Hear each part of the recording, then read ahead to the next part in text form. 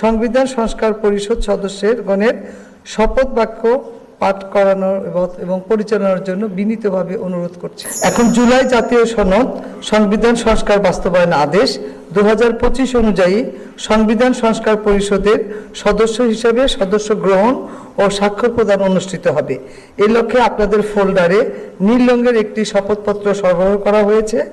আমি এখন জুলাই জাতীয় সনদ সংবিধান সংস্কার বাস্তবায়ন আদেশ 2025-এর 8 অনুচ্ছেদ 8 এবং তফসিল 1 অনুযায়ী শপথ পাঠদানকারী মাননীয় প্রধান নির্বাচন কমিশনার জনাব AMM নাসির উদ্দিনকে সংবিধান সংস্কার পরিষদ সদস্যের গণের শপথ বাক্য পাঠ করানোর এবং পরিচালনার জন্য বিনীতভাবে অনুরোধ করছি।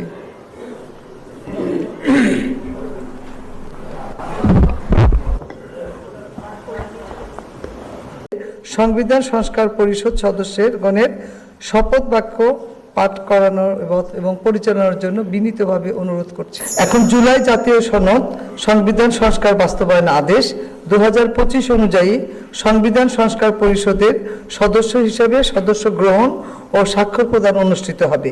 এই লক্ষ্যে আপনাদের ফোল্ডারে নীল রঙের একটি শপথপত্র সরবরাহ করা হয়েছে।